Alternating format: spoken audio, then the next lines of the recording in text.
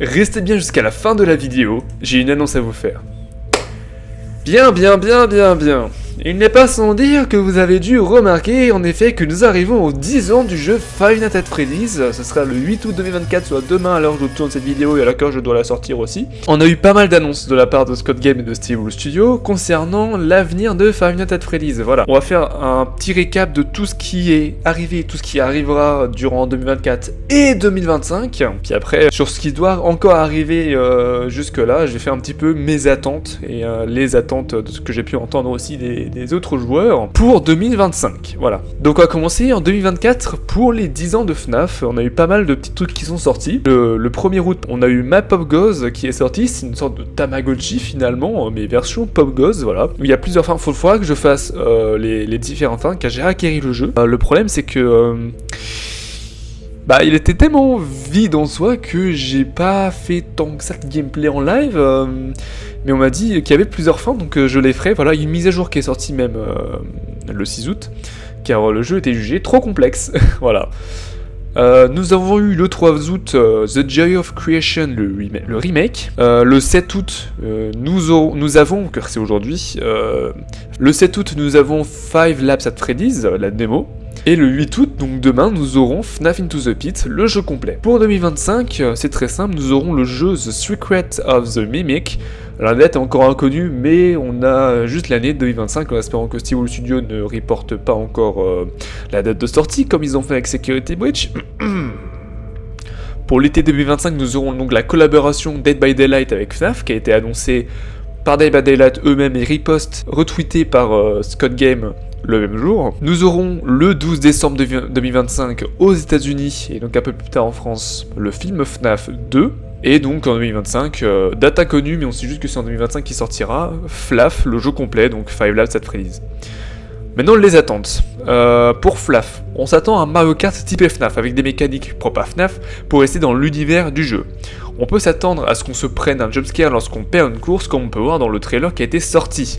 Il se peut aussi que ce soit un item, mais je pencherai plutôt vers la fin de partie, car en fait on voit un countdown en fait dans le trailer, et après ce countdown on voit un jumpscare. C'est pour ça que je penche plus vers la fin de partie, quand on perd une course, plutôt qu'un item. Mais en vrai ce serait stylé que ce soit aussi un item, un petit peu comme le jet d'encre dans Mario Kart.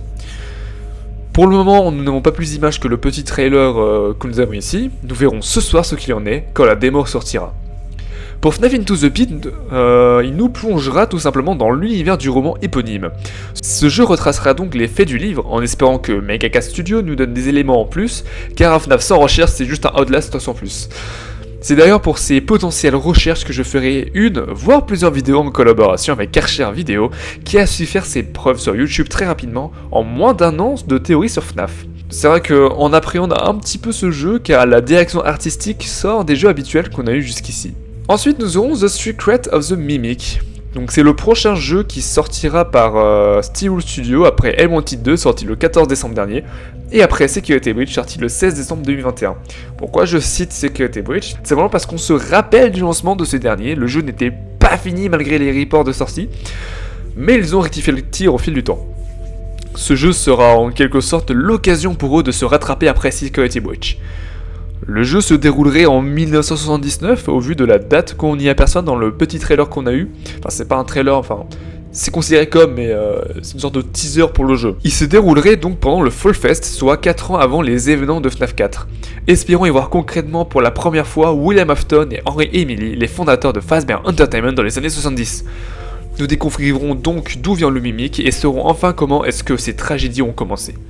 Je pense également qu'après ce jeu, Steve Wool nous sortiront un dernier jeu se déroulant après Security Breach pour finaliser la timeline et conclure le lore de FNAF. Ensuite, nous aurons, dans un univers où le jeu de Steve Wool sort avant la collab Dead by Daylight, nous aurons donc en été 2025 la collaboration entre Dead by Daylight et FNAF.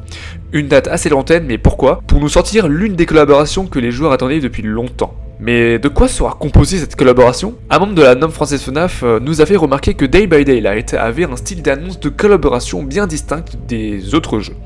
En effet, lorsqu'on retrouve un nouveau tueur dans le jeu, les annonces sont faites comme ceci, comme par exemple avec Stranger Things et le démon Gorgon.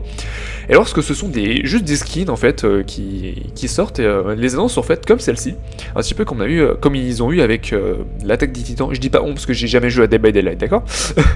Alors nous devons nous attendre à n'avoir que des skins FNAF dans le jeu, même si ils peuvent nous bait, ils peuvent nous berner totalement et nous sortir la plus grosse dinguerie possible. Tu vois, ils peuvent se dire on va faire une annonce comme si on sortait seulement des skins, mais en fait non. Et pour finir, le film FNAF, deuxième du nom, préquel du premier, sortira donc le 12 décembre 2025 en salle aux USA, mais pourquoi pas en avant-première en France aussi ce même jour, sinon il faudra attendre encore un peu.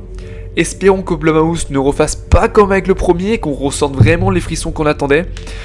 Tous les jours, nous avons des images de l'avancée des animatroniques.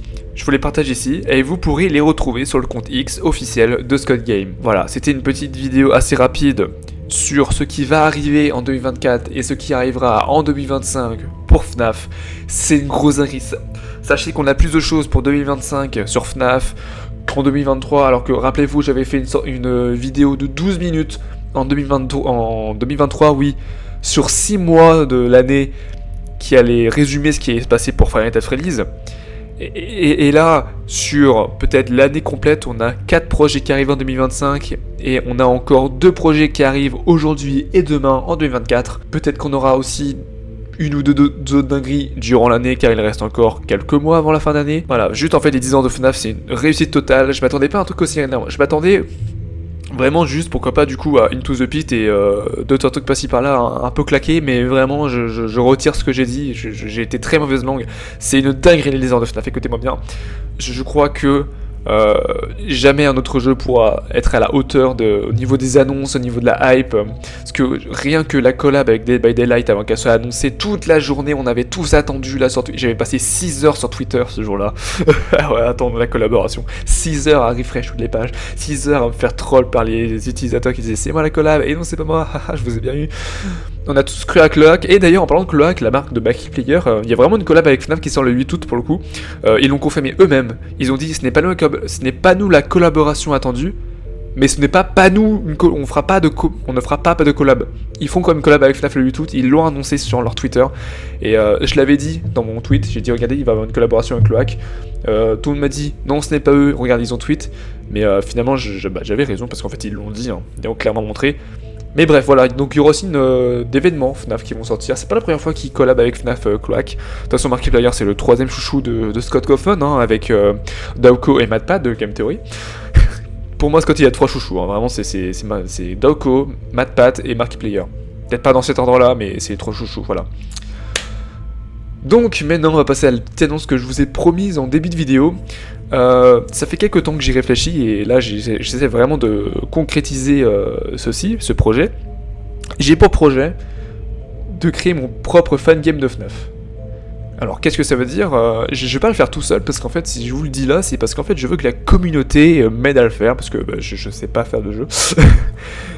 Si vous voulez moi j'ai l'esprit scénaristique mais pas forcément l'esprit de développement, donc si la communauté peut m'aider, que ce soit pour me dire comment faire les choses, en mode pour faire tel programme tu dois faire telle chose, machin bidule, ou tout simplement pour vraiment faire des modèles 3D, faire des musiques, voilà, m'aider totalement bénévolement, hein. De toute façon le jeu il sera gratuit, enfin j'ai pas prévu de le faire payer, et qu'en fait ce soit un projet collaboratif entre la communauté FNAF et ma communauté à moi, et qu'à la fin on ait un projet fini, mais pas un fangame un peu nul où tu restes assis et en fait c'est FNAF mais avec tes personnages à toi, mais là vraiment en fait tu vas construire une histoire en te basant sur FNAF, tu vois, un vrai bon fangame comme The Joy of Creation par exemple ou Final Fantasy Candies.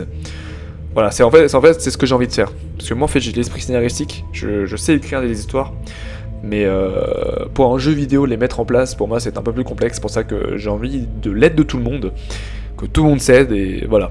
Ce serait une belle preuve que la communauté FNAF est soudée aussi. Voilà. N'hésitez pas à vous abonner, à liker, commenter et à partager mon contenu. N'hésitez pas aussi à rejoindre la norme française FNAF, le lien est dans la description. Et de toute façon, le lien du serveur Discord est dans la description de mes vidéos depuis maintenant 2 ans et demi. Voilà, j'ai hâte à tout ce qui va sortir sur FNAF pendant ces 2 prochaines années, enfin pendant 7 ans et demi plutôt.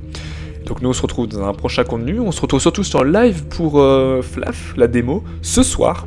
Voilà, passez à tous une bonne journée, c'était FNAFTON.